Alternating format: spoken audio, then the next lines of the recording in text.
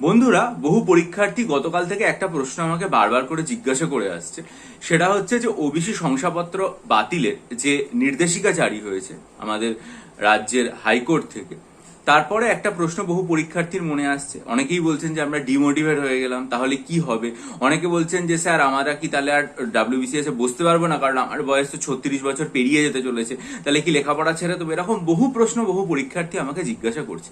তো যাই হোক, এটা আমার সীমাবদ্ধতা যে গতকাল আমি সব খবরটা পুরোপুরি দেখতে পারিনি, মানে পুরোটা বিস্তারিতভাবে জেনে উঠতে পারিনি। আজকে আনন্দবাজার পত্রিকা দেখলাম এবং আপনাদেরকে দেখিয়েও দিতে চাইবো। আনন্দবাজার পত্রিকার প্রথম পাতাতেই আজকে আর কি এই সংক্রান্ত রিপোর্টটা এসছে। কি বলা হয়েছে সেটা আমি আপনাদেরকে পড়ে তারপরে কিছু কথা আমি বলছি, তাই জন্য আপনারা প্রথম থেকে শেষ পর্যন্ত পুরো ভিডিওটা দেখুন। দেখুন, যেখানে বলা আছে যে 2012 সালের ওবিসি বিধি বাতিল হলো হাইকোর্টে। 2012 সালের ওবিসি বিধি বাতিল হলো হাইকোর্টে। কি বলা হচ্ছে যে 2012 সালের যে বিধি, সেটা কলকাতা হাইকোর্টের বিচারপতি তপব্রত চক্রবর্তী এবং বিচারপতি রাজশেখর মান্তার ডিভিশন বেঞ্চের নির্দেশে বাতিল হয়েছে, এবং ওই নির্দেশ অনুযায়ী ওবিসি শংসাপত্র যেগুলো ছিল সেগুলো বাতিল হয়েছে। আরো একটা কথা যেটা বলা হয়েছে যে 2010 সালের আগে যারা শংসাপত্র পেয়েছেন তারা এর আওতায় পড়বেন না, তবে যারা এই শংসাপত্র নিয়ে বিভিন্ন পরীক্ষায় পাশ করেছেন, সরকারি সুযোগ সুবিধা পেয়েছেন, তার উপরে কোনো রকম কোনো প্রভাব পড়বে না, এটাও বলা হয়েছে এখানে। আর একটা জিনিস যেটা এখানে বলা হয়েছে, সেটা এখানে 5-এর পাতায় যেটা বলা হয়েছে সেটাও আর কি খুব তাৎপর্যপূর্ণ। দেখুন, 5-এর পাতাতে ওই খবরের কিছুটা অংশ এসছে। সেখানে যেটা বলা হচ্ছে যে কোর্ট নির্দেশিকা জারি করেছে 1993 সালের জাতি সংক্রান্ত আইন মেনে এবং অনগ্রসর জাতি কমিশনের সাথে আলোচনা করে রাজ্যের অনগ্রসর জাতি কল্যাণ দপ্তরের ওবিসি তালিকায় কোন কোন সম্প্রদায়কে রাখা যায় সেটা বিধানসভায় পেশ করা হবে এবং বিধানসভায় পাশ করিয়ে বিষয়টাকে আইনে রূপান্তরিত করা হবে। আর প্রথম পাতা এখানে একটা ছোট করে দিয়ে দেওয়া হয়েছে যে এর যে প্রভাব সেই সংক্রান্ত, সেই জায়গাটাও আমি আপনাদেরকে একবার পড়ে শোনাতে চাইবো। সেখানে যেটা বলা হয়েছে সেটা হচ্ছে যে এখানে যারা চাকরি পেয়েছেন বা সুযোগ সুবিধা পেয়েছেন তাদের কিছু প্রভাব পড়বে না, আর 1993 সালের যে আইন সেটা অনুযায়ী। তাহলে দেখুন, এখানে একটা প্রশ্ন আসছে, তাহলে কি 2012 সালের পর যারা ওবিসি শংসাপত্র পেয়েছেন সেগুলো সবই বাতিল হলো? আমার এখানে যেটা ব্যক্তিগতভাবে মনে হয়েছে এই পুরো রায়টা পড়ে, সেটা হচ্ছে যে 2012 সালের থেকে, ধরুন এরকম একটা ব্যাপার চলছে যে 1993 সাল থেকে ABCD এই 4টে যে গোষ্ঠী রয়েছে তারা ওবিসির আওতাভুক্ত, তারা ব্যাকওয়ার্ড ক্লাসের আওতাভুক্ত। এবার 2012 সালের যে নতুন বিধি সেটা অনুযায়ী যুক্ত করা হলো EFGH, এরাও ওবিসি শংসাপত্র পাবে। তাহলে 2012 সাল থেকে কারা কারা শংসাপত্র পেতে শুরু করলো? ABCDEFGH 8টা গোষ্ঠী শংসাপত্র পেতে শুরু করলো। সেক্ষেত্রে এই যে গতকালের রায় সেটা অনুসারে EFGH যারা 2012 সাল থেকে শংসাপত্র পাচ্ছেন ওই তালিকা অনুযায়ী, তার মধ্যে EFGH যারা 2012 সালে যুক্ত হয়েছেন তাদেরটা বাতিল হবে।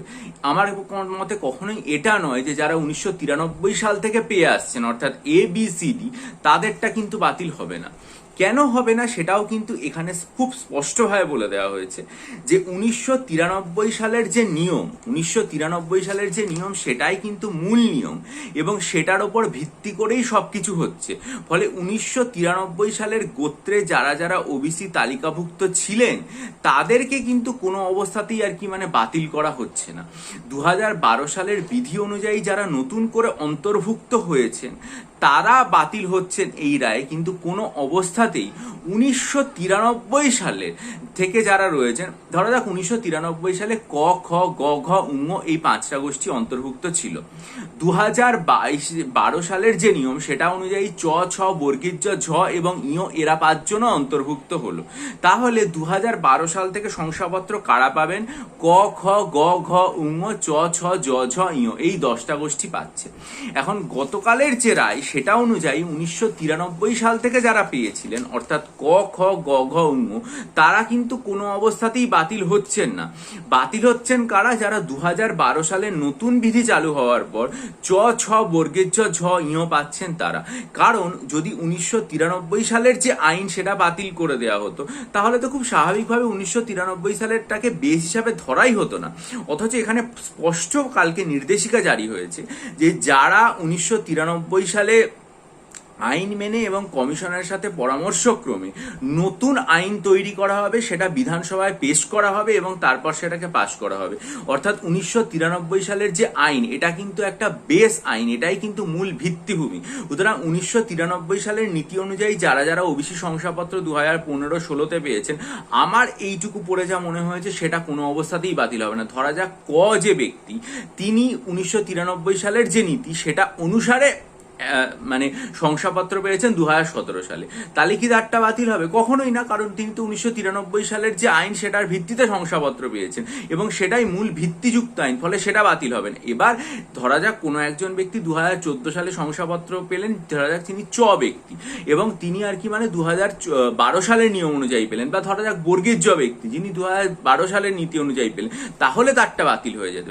কিন্তু এখানেও একটা কথা খুব স্পষ্ট বলার আছে, যেটা আনন্দবাজার পত্রিকার এই রিপোর্টেই প্রকাশিত হয়েছে, যে ডিভিশন বেঞ্চের এই রায়ের বিরুদ্ধে উচ্চ আদালতে রাজ্য যেতে পারে বলে বা আবেদন করতে পারে বলেও জল্পনা শুরু হয়েছে।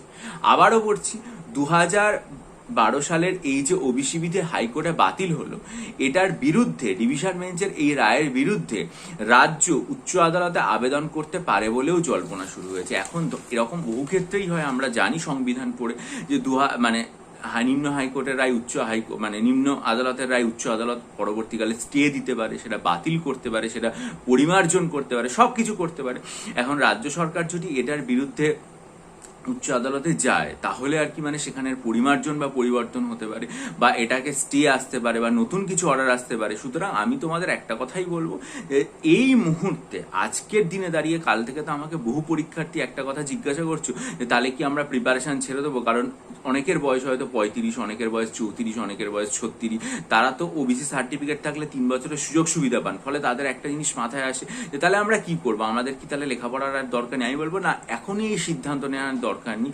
এটার পরবর্তীকালে কি হচ্ছে, কিরকম আপডেট হচ্ছে, বা ধরা যাক যখন 2022 সালে 2022 সালে বা 24 সালে বা 23 সালে কি রায় বেরোচ্ছে, এটার উপর ভিত্তি করে কি তার প্রভাব পড়ছে সেটা দেখে, বা 2024 সালে যখন বিভিন্ন পরীক্ষাগুলোর নোটিফিকেশন বেরোবে, তখন সেই নোটিফিকেশনের ডিটেলসটাও দেওয়া থাকবে, সেটার উপর ভিত্তি করে ফর্ম ফিল আপ করতে যাওয়ার সময় বোঝা যাবে যে কি গ্রাহ্য হচ্ছে বা হচ্ছে না। ফলে এই মুহূর্তেই আমার মনে হয় যে পুরোপুরি ছেড়ে দেওয়ার কোনো দরকার নেই। তোমরা কিছুদিন ধৈর্য ধরো, দেখো এটার আপডেট কি হচ্ছে। আপডেট পাওয়া গেলে নিশ্চয়ই আমি আমার চ্যানেলে জানিয়ে দেবো। তোমরা চ্যানেলটা সাবস্ক্রাইব করে রাখো, বিশ্লেষণ সহ বোঝাও, যাতে সেই আপডেটটা পেতে পারো। চ্যানেলটা সাবস্ক্রাইব করে বেল আইকন টিপে দাও। ফলে এই মুহূর্তে আমার মনে হয় নতুন কিছু করার এখনই কোনো সিদ্ধান্ত, চূড়ান্ত সিদ্ধান্ত যে না আমি আর লেখাপড়া ছেড়ে দিলাম, এরকম কিছু করার দরকার নেই। তোমরা অপেক্ষা করো, আর মনে রাখো যে 93 সালের আইন অনুযায়ী যারা পেয়েছো বা যাদেরটা রয়েছে সেটাতে কিন্তু কোনো পরিবর্তন হচ্ছে না। আমার মনে হয় যে পুরো বিষয়টা স্পষ্ট করতে পেরেছি। আগামীতেও এই সংক্রান্ত কোনো আপডেট পেলে অবশ্যই জানিয়ে দেবো, বা অবশ্যই আর কি স্পষ্ট করে দেবো। তার জন্য চ্যানেলটা সাবস্ক্রাইব করো, বেল আইকন অবশ্যই টিপে দাও। আর যারা মনে করবে মিসলেনিয়াস বা আসন্ন যে ক্লার্কশিপ পরীক্ষা দিতে যাচ্ছ, তারাও এটার জন্য, অনেকেই তো আছো যারা মিসলেনিয়াস বা ক্লার্কশিপ দিচ্ছে এবং তাদের ক্ষেত্রে বয়সের ছাড় হয়তো আরো বেশি আছে ওবিসি ক্যাটাগরিতে, সেটার জন্য প্রস্তুতি ছেড়ে দেবে কিনা? একেবারেই না, কারণ সেটা অলরেডি অনেক আগে হয়ে গেছে এবং ফর্ম ফিল আপ হয়ে গেছে। সুতরাং তোমরা তো পরীক্ষায় বসতে তো পারবে এই মুহূর্তে, ভবিষ্যতে কি হবে সেটা ভবিষ্যতের গর্বে। পরীক্ষা দেওয়ার সুযোগটা ছেড়ো না, বা নিজেদের প্রস্তুতি থেকে নিজেদেরকে বাদ দিয়ে দিও না। তাই তোমাদেরকে একটা কথা বলবো, যে তোমরা যদি মনে করো মিসলেনিয়াসের জন্য 20টা বা ক্লার্কশিপের জন্য 12টা মক টেস্ট নেবে, আমি যেটা তৈরি করেছি আমার চ্যানেলে, কিভাবে আমি তৈরি করেছিলাম সেই সংক্রান্ত ভিডিও আপলোড করেছিলাম, এবং ভিডিওটা আপলোড করেছিলাম কবে? 26শে মার্চ। সেই ভিডিওটা খুব মনোযোগ দিয়ে দেখে যদি আগ্রহী হও, তাহলে ডিসক্রিপশন বক্সে দেখো আমি ইমেল আইডি দিলাম, সেটা দেখে আমার সাথে ইমেলের মাধ্যমে যোগাযোগ করো। আশা করি মক টেস্ট নিয়ে তোমাদের উপকৃত হবে। বহু পরীক্ষার্থী নিয়েছেন, উপকৃত হয়েছে। তোমরা প্রস্তুতি চালিয়ে যাও। এই সংক্রান্ত ভিডিও আমি আমার চ্যানেলে আনতে থাকবো। চ্যানেলটা সাবস্ক্রাইব করে নাও, বেল আইকন টিপে দাও, ভিডিওটা লাইক করে বন্ধুদের মাঝে ছড়িয়ে দাও, যাতে সবার সব কনফিউশন দূর হয়ে যায়। ভালো থেকো, বিজয়ী হও, সফল হও।